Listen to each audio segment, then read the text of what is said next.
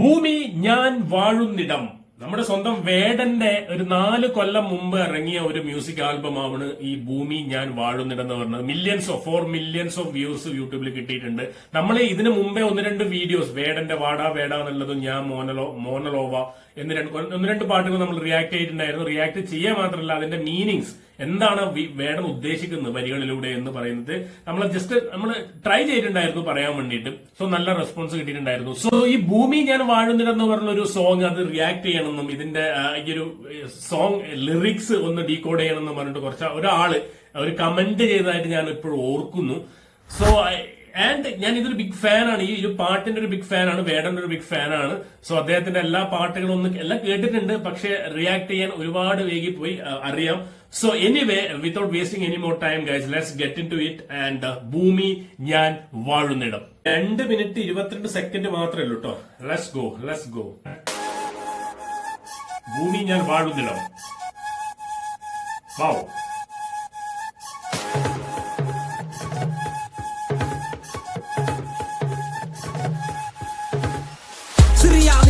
മുറിവിൽ ചോരയൊലിപ്പതിൽ ഈച്ചയരിപ്പു കൊറിയാ നിന്മീതെ കഴുകൻ മാരുപറപ്പു കാവലിരിപ്പു മതമിരുളിൽ ഭാരതാംബയോ വെട്ടം തേടിയ നഞ്ഞു നടപ്പു മെക്സിക്കൻ കനവുകളായിരം ഒരുമതിലാലേ ആരു തടുപ്പു ഇലങ്കയിൽ പുലികൾ ഇനിയും ദാഹം മാറാ തോടി നടപ്പു കോങ്കോ നിൻ ഗനികളിലായിരം കുരുന്നു ജീവൻ നൊന്തുമരിപ്പു.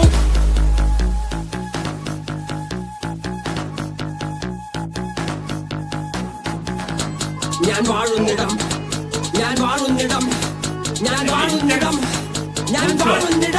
സൊമാലിയൻ ബാല്യങ്ങൾ കുടിനീര് തേടി പല കാതം താണ്ടി ഞാൻ മാറിൽ ബുദ്ധൻ ആയുധമേന്തി ചുടുചോര മോന്തി.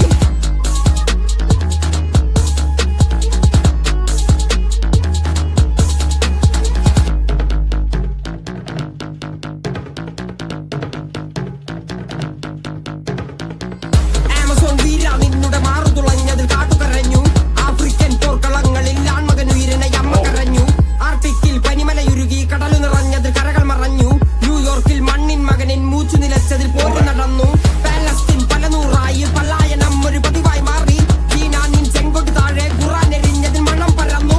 Meaning man lyrics oh my god. മലാക്കിൻ കണ്ണീർ വീണതിൽ എന്നെ പെട്ടതായി ഭൂമി കരഞ്ഞു കൊല്ലാഗ്നി പാടാ പാട്ടുകൾ ആറടി മണ്ണിൽ കാതു തിരഞ്ഞു ആസുബൈ നരയുടയ്ക്കുവാൻ ഭഗവാൻ പോലും കാവലിരുന്നു ഐലന്നിൻ കുഞ്ഞിക്കാലുകൾ കണ്ണീർ കടലിൻ ആഴമളന്നു ഐലന്നിൻ കുഞ്ഞിക്കാലുകൾ കണ്ണീർ കടലിൻ ആഴമളന്നു ഐലന്നിൻ കുഞ്ഞിക്കാലുകൾ കണ്ണീർ കടലിൻ ആഴമളന്നു. ഭൂമി ഞാൻ വാഴുന്നിടം ഭൂമി ഞാൻ വാഴുന്നിടം ഭൂമി ഞാൻ വാഴുന്നിടം അനുദിന നരകമേ മാറുന്നിടം. ഇത് ലോകത്തിൽ നടക്കുന്ന എല്ലാ സംഭവങ്ങളുമായിട്ട്, അതായത് ഈ ഭൂമിയെ കുറിച്ച് അല്ലെങ്കിൽ ലോകത്തെ കുറിച്ച്, ലോകത്തിന്റെ പല കോണുകളിൽ നടക്കുന്ന പ്രശ്നങ്ങളെ കുറിച്ച് വളരെ അന്നെ പാട്ടിലൂടെ വരികളിലൂടെ എഴുതി 2 മിനിറ്റിൽ നമ്മളെ നെഞ്ചിലേക്ക് ഇങ്ങനെ കുത്തി ഇറക്കുന്നത് പോലത്തെ ഒരു ഫീൽ. നമ്മൾ കണ്ടതും കേട്ടതുമായ കുറെ കാര്യങ്ങളുണ്ട്. സോ നമ്മൾ ഇതിൽ ചെയ്യാൻ പോകുന്നത് നോട്ട് ജസ്റ്റ് എ റിയാക്ഷൻ. നമ്മളിത് റിയാക്ഷൻ വീഡിയോ ആയിട്ട് മാത്രം നമുക്ക് ചെയ്യാൻ പറ്റില്ല. ബിക്കോസ് വേടന്റെ പാട്ട് നമ്മൾ റിയാക്ട് ചെയ്യുന്ന സമയത്ത് എന്താണ് വേടൻ എഴുതിയിരിക്കുന്നത്, എന്താണ് ഉദ്ദേശിച്ചിരിക്കുന്നത് എന്നുള്ളത് ചില ആൾക്കാർക്ക് ഇത് ആ ലിറിക്സിലൂടെ പെട്ടെന്ന് ഓടിച്ചു പോകുമ്പോൾ നമുക്ക് മനസ്സിലാവില്ല. സോ ഗൈസ്, നമുക്ക് ആ വരികൾക്കിടയിലൂടെ ഒന്ന് സഞ്ചരിച്ചിട്ട് വരാം. അപ്പോഴേ നമുക്ക് മനസ്സിലാവും ഈ ലിറിക്സിന്റെ പവർ എന്താണെന്നുള്ളത്. So let's go. So guys, ഇതിന്റെ ആദ്യത്തെ വരികൾ എന്ന് പറയുന്നത് സിറിയ നിൻ മാറില മുറിവിൽ ചോരയൊലിപ്പതിൽ ഈച്ചയരിച്ചു എന്നുള്ളതാണ്. അതായത് സിറിയയിൽ നടന്നുകൊണ്ടിരിക്കുന്ന മനുഷ്യത്വരഹിതമായ കുറെ കാര്യങ്ങൾ, കലാപങ്ങൾ, മനുഷ്യത്വരഹിതമായ അങ്ങോട്ടും ഇങ്ങോട്ടുള്ള സംഘർഷങ്ങള്, അതിനെ കുറിച്ചിട്ടുള്ള ഈ 2 വരികളിലൂടെ ജസ്റ്റ് വേടൻ പറഞ്ഞു പോവുകയാണ്. ഇതിൽ പറയുന്നത് സിറിയയിൽ നടക്കുന്ന ആഭ്യന്തര യുദ്ധത്തിന്റെ, അതായത് ഭീകരതയുടെയൊക്കെ ഒരു ദൃശ്യം നമുക്കറിയാം. പല മാധ്യമങ്ങളിലും കാര്യങ്ങളൊക്കെ നമ്മൾ കേട്ടിട്ടുണ്ട്. സിറിയന്റെ ഹൃദയത്തിലുണ്ടായ മുറിവ്, അതായത് സിറിയയിലെ സംഘർഷങ്ങളെയും സിറിയയിൽ നടക്കുന്ന മനുഷ്യത്വരഹിതമായ കൊലപാതകങ്ങളും നരഹത്യയും കാര്യങ്ങളും സംഘർഷങ്ങളും കലാപങ്ങളും യുദ്ധവും എന്നതിനെ കുറിച്ചാണ് ഇതിൽ പറയുന്നത്. സോ ഇതില് മാറില മുറിവിൽ ചോരയൊലിപ്പതിൽ ഈച്ചയിരിച്ചു. ആ മുറിവിലുണ്ടായ ദേഹത്തുണ്ടായ മുറിവില് ആ ചോര ഒലിക്കുന്ന സമയത്ത് അതിൽ ഈച്ച ഇരിക്കുന്ന ഒരു സ്ഥിതിവിശേഷം, അതായത് അത്രയും ശോചനാവസ്ഥയിലാണ് സിറിയയുടെ അവസ്ഥ, അവിടുത്തെ മനുഷ്യന്മാരുടെ അവസ്ഥ എന്നാണ് വേടൻ ഈ 2 വരികളിലൂടെ ജസ്റ്റ് പറഞ്ഞു പോകുന്നത്. അടുത്ത വരി കൊറിയാനിൻ മീതെ കഴുകന്മാർ പറപ്പു കാവലിരിപ്പു എന്നുള്ളത്. കൊറിയ നമുക്കറിയാം, സൗത്ത് കൊറിയ നോർത്ത് കൊറിയയുടെ സംഘർഷങ്ങളും അവര് വർഷങ്ങളായിട്ട് ആ രണ്ട് രാജ്യങ്ങളും തമ്മിലുള്ള സംഘർഷങ്ങളും അവിടുത്തെ വേർതിരിവും കാര്യങ്ങളും യുദ്ധസമാനമായ പ്രതീതിയും കാര്യങ്ങളെല്ലാം. സോ ഇതില് എപ്പോഴും പറയും കൊറിയയുടെ മുകളിൽ ഒരു കഴുകന്മാർ ഇങ്ങനെ പറക്കുന്നുണ്ട്. അത് കഴുകന്മാർ എന്ന് ഉദ്ദേശിക്കുന്നത് എപ്പോഴും ഒരു മരണത്തിന്റെയും അല്ലെങ്കിൽ നെഗറ്റീവ് എനർജിയാണ്, അല്ലെങ്കിൽ മരണത്തിന്റെ ഒരു പ്രതീകമാണ്, അല്ലെങ്കിൽ ശവന്തീനികളാണ് ഈ കഴുകന്മാർ. സോ എപ്പോഴും ശവന്തീനികളായ കഴുകന്മാർ എപ്പോഴും ഇങ്ങനെ ചുറ്റം വട്ടമിട്ട് പറക്കുന്നുണ്ട്. എപ്പോഴും വേണമെങ്കിലും ഒരു സംഘർഷം അവിടെ ഉണ്ടാവും. വളരെ വളരെ ഭംഗിയായിട്ടാണ്, അതായത് കൊറിയാനിൻ മീതെ കഴുകന്മാർ പറപ്പു കാവലിരിപ്പു, കാവലായിട്ട് കഴുകന്മാർ എപ്പോഴും ശവം തിന്നാൻ വേണ്ടിയിട്ട് എപ്പോഴും കാവലായിട്ട് ഇങ്ങനെ പറന്ന് നടക്കുന്നുണ്ട് എന്നാണ് രണ്ട് വരികളോട് വളരെ ഭംഗിയായിട്ട് വേടൻ പറഞ്ഞു വെക്കുന്നത്. ലോകത്തിലെ മറ്റു രാജ്യങ്ങളിലെ കാര്യങ്ങൾ മാത്രമല്ല, നമ്മൾ സ്വന്തം നാട്ടിലെ നമ്മളെ സ്വന്തം രാജ്യങ്ങളിലെ കാര്യങ്ങളും ഇതിൽ എഴുതിയിട്ടുണ്ട്. അതായത് മതമിരുളിൽ ഭാരതാംബയോ വെട്ടം തേടി അലഞ്ഞു നടപ്പു.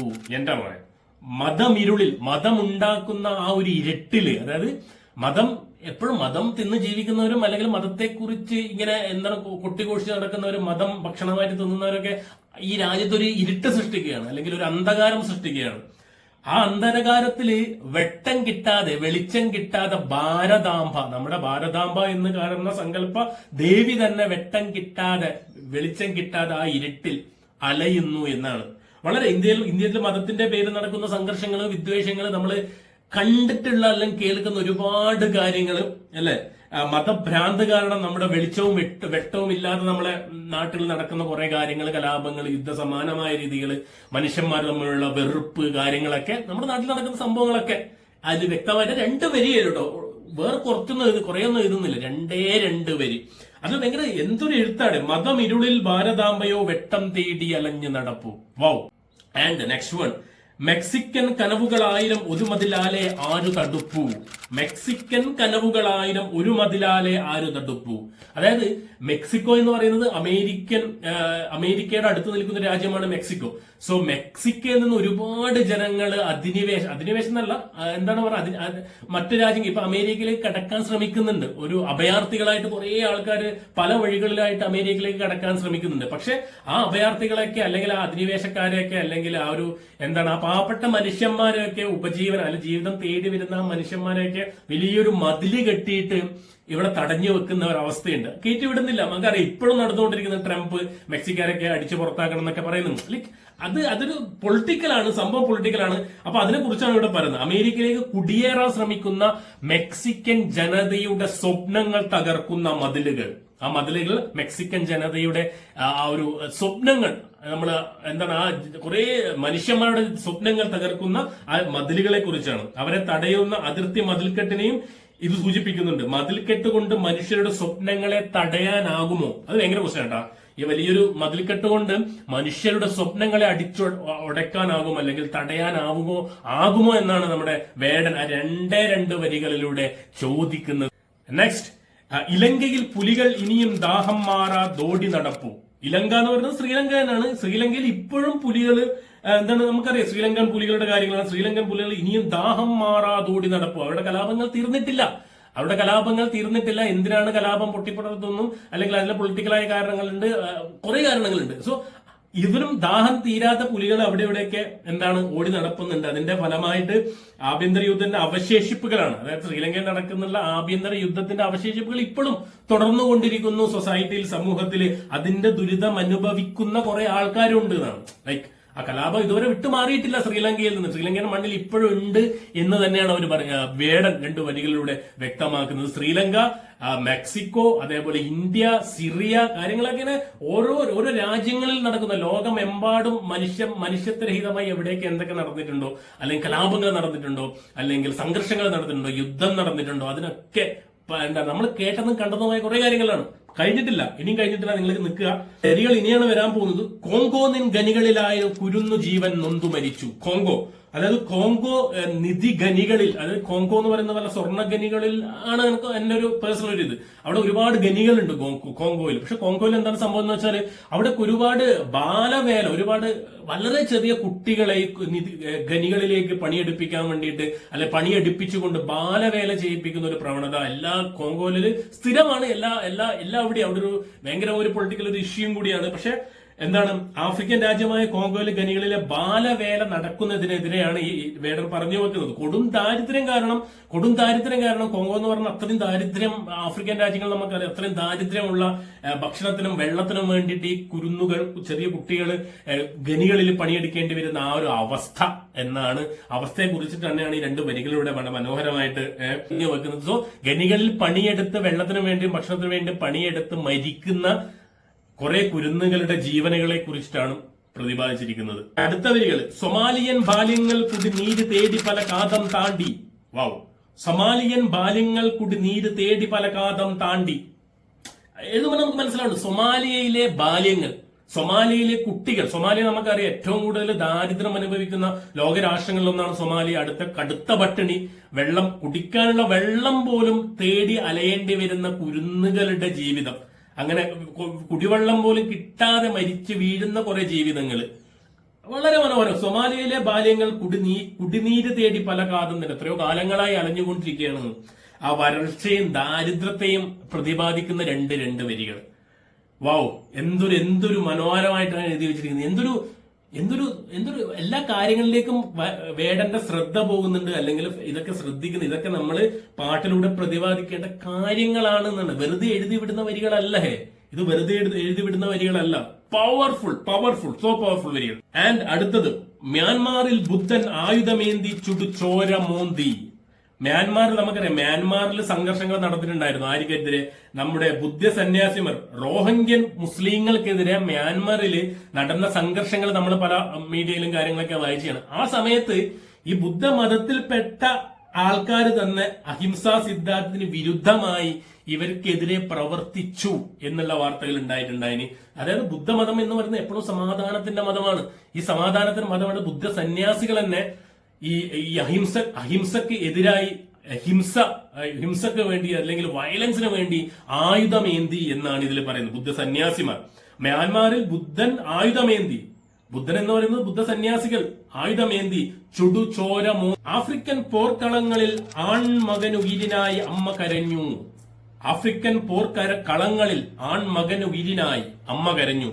ആഫ്രിക്കയിലെ നിരന്തരമായ ഗോത്ര പോരാട്ടങ്ങളിലും യുദ്ധങ്ങളിലും യുവാക്കളും കൊല്ലപ്പെടുന്നതും അതോർത്ത് വിലപിക്കുന്ന അമ്മമാരും. അതായത് നമുക്കറിയാം ആഫ്രിക്കയിലെ ഒരു ഒട്ടുമിക്ക രാജ്യങ്ങളിൽ എപ്പോഴും ഒരു കലാപങ്ങളും ഒരു തോക്കൊക്കെ മെഷീൻ ഗണ്ണൊക്കെ എടുത്ത് നടക്കുന്ന ഒരുപാട് കലാപകാരികൾ അവരുടെ നിയന്ത്രണത്തിലാണ് പല ആഫ്രിക്കൻ രാജ്യങ്ങളിലും.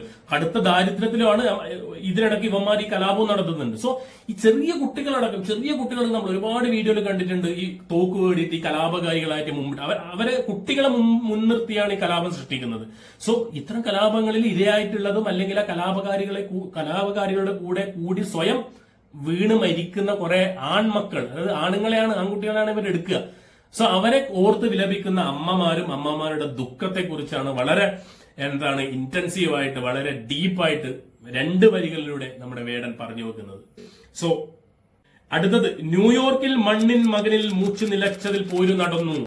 അമേരിക്കയിൽ ഈ പണ്ട് മുതൽക്ക് നമ്മൾ കേൾക്കുന്ന ഒരു വാർത്തയാണ് അമേരിക്കയിൽ ഉണ്ടാവുന്ന കറുത്ത വർഗക്കാർക്കെതിരെ ഭയങ്കരമായ കലാപങ്ങൾക്കും അവർ നേരിടുന്ന പ്രശ്നങ്ങളും കാര്യങ്ങളും അവരൊരു സംഘർഷം ഉണ്ടായിരുന്നു. അപ്പൊ പണ്ടൊരു പോലീസ് വെടിവെപ്പിൽ ജോർജ് ഫ്ലോയിഡ് എന്ന് പറഞ്ഞ ഒരു കറുത്ത വർഗക്കാരൻ, ഒരു നീഗ്രോ കറുത്ത വർഗക്കാരൻ മരിച്ചതായിട്ട് നമുക്കറിയാം.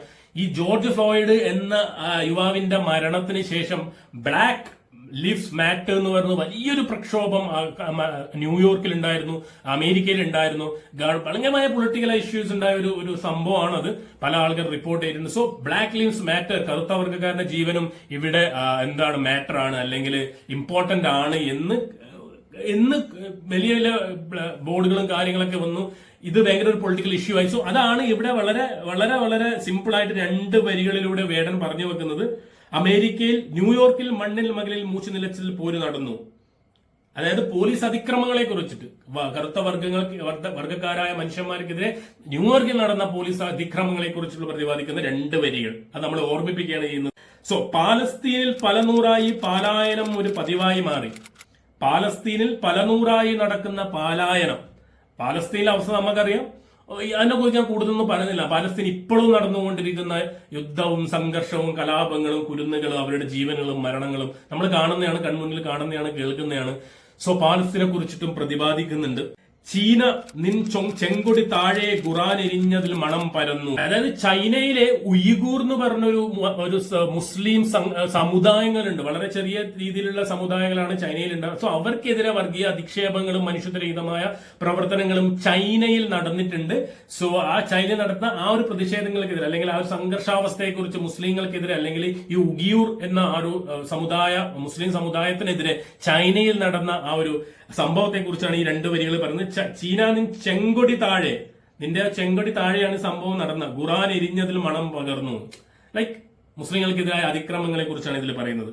അടുത്ത വരികൾ ഇമ്പോർട്ടന്റ് ആയിട്ട് വരികളാണ്. ആസിഫ ഈ നരയെടുക്കുവാൻ ഭഗവാൻ പോലും കാവലിരുന്നു. ആസിഫ ഈ നരയുടുക്കുവാൻ ഭഗവാൻ പോലും കാവലിരുന്നു.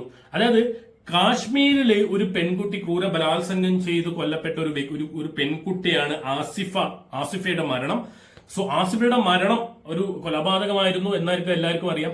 പാവപ്പെട്ട പെൺകുട്ടിയെ ആക്രമിച്ചതും അല്ലെ ആക്രമിക്കാൻ ശ്രമിച്ചവരെ ഡിഫെൻഡ് ചെയ്യാൻ ചെയ്തവരും ഒരു മതത്തിന്റെ ആൾക്കാരാണെന്നും അല്ലെങ്കിൽ മതത്തിന്റെ പേരിൽ ഈ കുട്ടിയെ ആക്രമിക്കാൻ അവർ തയ്യാറെടുക്കുമ്പോൾ ആ മതം പോലും അല്ലെങ്കിൽ ദൈവം പോലും അവർക്കൊപ്പരം നിന്നു എന്നൊരു ആക്ഷേപഹാസ്യ രൂപേണ ഇതില് വേടൻ പറഞ്ഞു പോവുകയാണ്. കാശ്മീരിൽ ക്രൂരമായി ബലാത്സംഗം ചെയ്യപ്പെട്ട ആസിഫ എന്ന പെൺകുട്ടിയുടെ ദുരന്തം, അവളെ ആക്രമിക്കാൻ മതത്തിന്റെ പേരിൽ ചിലർ ശ്രമിച്ചപ്പോൾ ദൈവം പോലും അതിന് കാവലായി നിന്നു എന്നുള്ളൊരു കാര്യം ആക്ഷേപഹാസ്യമായി. നന്മയുടെ ഭാഗത്ത് നിൽക്കേണ്ട ദൈവം തിന്മയുടെ ഭാഗത്ത് നിന്നു എന്നാണ് പറയുന്നത്. ഈ ഒരു 2 മിനിറ്റിലെ പാട്ടിൽ എന്നെ ഏറ്റവും കൂടുതൽ ഭയങ്കരമായിട്ട് ഒന്ന് ടച്ച് ചെയ്തൊരു സംഭവമായിരുന്നു ഒരു 2 വരികൾ. ഐലൻ നിൻ കുഞ്ഞിക്കാലുകൾ കണ്ണീർ കടലിൻ ആഴമളന്നു. ഐലൻ നിൻ കുഞ്ഞിക്കാലുകൾ കണ്ണീർ കടലിനാഴമളന്നു. ഏത് വർഷമാണെന്ന് എനിക്ക് ഓർമ്മയില്ല. പക്ഷെ നമ്മുടെ എല്ലാ മുഖ്യധാര പത്രത്തിലും ഫ്രണ്ട് ഫോട്ടോ ആയിട്ട് ഒരു മുഖചിത്രം അല്ലെങ്കിൽ പ്രത്യക്ഷപ്പെട്ടിട്ടുണ്ടായിരുന്നു. ഒരു 3 വയസ്സോ 4 വയസ്സോ പ്രായമുള്ള ഒരു കുട്ടി തുർക്കിയിലെ ഏതോ ഒരു കടൽ തീരത്ത്, ആ കടൽ തീരത്ത് നിന്ന് തീരമണഞ്ഞ് ആ കുട്ടിയുടെ ശവശരീരം, ആ 3 വയസ്സുള്ള കുട്ടി, അത് ഭയങ്കര വേദനാജനകമായ ഒരു ചിത്രമാണ്. ആ കുട്ടി ഇങ്ങനെ കിടക്കുന്നതും ആ ശവം അങ്ങനെ കുട്ടിയുടെ ആ ജഡം അങ്ങനെ കിടക്കുന്നതും. സിറിയയിലെ ഒരു അഭയാർത്ഥി ബാലനായിരുന്നു എന്നാണ് പിന്നീട് വന്ന വാർത്തകൾ. സിറിയയിൽ നടക്കുന്ന പ്രശ്നങ്ങളും കാര്യങ്ങളും നേരത്തെ ഈ പാട്ടിന്റെ ഫസ്റ്റ് വരികൾ നമ്മൾ കണ്ടു. നമ്മൾ ലോകം കണ്ട കാഴ്ചകളാണ് സിറിയയിൽ നടക്കുന്ന കലാപങ്ങളും സംഘർഷങ്ങളും. സോ അതില് ഒരു അഭയാർത്ഥി കുട്ടി, ആ കുട്ടി തുർക്കിയുടെ തീരങ്ങളിൽ ഇങ്ങനെ, അതൊരു ഭയങ്കരമായ ഒരു അവസ്ഥയാണ്. നമ്മൾ ചിന്തിച്ചു നോക്കുക. 3 വയസ്സ് മാത്രമായ ഐലൻ എന്ന് പറഞ്ഞ ആ കുട്ടിയുടെ പേരാണ് ഐലൻ. ആ കുട്ടിയുടെ ശവം, ആ ശവശരീരം അങ്ങനെ കിടക്കുന്ന ആ ഒരു ചിത്രം ഇപ്പോഴും നമ്മളെ മനസ്സിലുണ്ട്. സോ അത് മനുഷ്യത്വരഹിതമായ അല്ലെങ്കിൽ മനുഷ്യത്തിന് എതിരായിട്ട് ലോകം കണ്ടിട്ടുള്ള ഏറ്റവും വലിയൊരു ഒരു സംഭവമായിരുന്നു അത്. അതിപ്പോഴും നമ്മുടെ മനസ്സിൽ നിന്ന് അത് മായൂല. ഈ വരികൾ തന്റെ പാട്ടിലേക്ക് ഉൾപ്പെടുത്തിക്കൊണ്ട് തന്റെ വിഷമങ്ങൾ അല്ലെങ്കിൽ അതിനെതിരെ ഒരു പ്രക്ഷോഭമായിട്ട് അല്ലെങ്കിൽ ഒരു പ്രതികരണമായിട്ട് വേണം പറഞ്ഞു എന്ന് പറഞ്ഞു. ഐലൻ നിൻ കുഞ്ഞിക്കാലിൽ കണ്ണീർ കടലിൽ ആഴമടന്നു. വൗ. തുർക്കി തീരത്ത് മരിച്ച നിലയിൽ അടിഞ്ഞ ഐലൻ കുർദി. യെസ്, ഐലൻ കുർദി എന്ന 3 വയസ്സുകാരന്റെ സിറിയൻ അഭയാർത്ഥി ബാലന്റെ ചിത്രം ലോക മനസ്സാക്ഷിയെ തന്നെ പിടിച്ചു കുലുക്കിയ ഒരു സംഭവം തന്നെയായിരുന്നു. സോ ആ കുഞ്ഞിന്റെ മരണം ഈ ലോകത്തെ മനസ്സാക്ഷിയുള്ള മനുഷ്യന്മാരുടെ നെഞ്ചിലുണ്ടാക്കിയ ഒരു വേദന, അത് ഭയങ്കരമാണ്. സോ ആ ഒരു സംഭവം തന്നെ വരികളിലൂടെ എടുത്തു കാണിക്കുന്ന വേദന ഓഫ് ഹാറ്റ്സ് ഓഫ് മാൻ. ആ ഒരു റൈറ്റിംഗ്, ദാറ്റ് ലിറിക്സ്, അത് എഴുതി 2-3 പ്രാവശ്യം വായിച്ചു നോക്കുമ്പോൾ തന്നെ ഭയങ്കരമായിട്ട് നമുക്കത് ഫീല്, നമ്മളെ മനസ്സിനെ കൊള്ളും. അത്തരത്തിലാണ് എഴുതി വെച്ചിരിക്കുന്നത്. താൻ ജീവിക്കുന്ന ഒരു ലോകം, ഈ ഭൂമി അനുദിനം ഒരു നരകമായി മാറിക്കൊണ്ടിരിക്കുന്നു എന്നുള്ളൊരു വേദനയോടുള്ള ഒരു കണ്ടെത്തലാണ് ഈ വരികളിലൂടെ വേടൻ നമുക്ക് മുമ്പായിട്ട് പറഞ്ഞു വെക്കുന്നത്. വേടന്റെ ഈ പാട്ട് എന്ന് പറഞ്ഞ ലോകത്ത് നടക്കുന്ന മനുഷ്യത്വരഹിതമായിട്ടുള്ള പ്രവർത്തനങ്ങൾ, കലാപങ്ങൾ, യുദ്ധങ്ങൾ, മനുഷ്യ മനസ്സുകളെ പിടിച്ചു കൊലുക്കുന്ന, മനുഷ്യത്വത്തിനെതിരായിട്ട് നടക്കുന്ന ഒരുപാട് കാര്യങ്ങൾക്കെതിരെയുള്ള ഒരു പ്രക്ഷോഭമാണ്. അതൊരു ഓർമ്മപ്പെടുത്തലാണ്. സോ ഗൈസ്, അപ്പം ഈ പാട്ടിനെ കുറിച്ചുള്ള അഭിപ്രായം നിങ്ങൾ താഴെ കമന്റായി രേഖപ്പെടുത്തുക. നിങ്ങളുടെ അറിവുകളും താഴെ കമന്റായി രേഖപ്പെടുത്തുക. വേടന്റെ ഓരോ പാട്ടും ഓരോ ഓർമ്മപ്പെടുത്തലുകളാണ്. വേടന്റെ ഓരോ വരികളും ഒരു വാളിനേക്കാൾ മൂർച്ചയുള്ളതാണ്.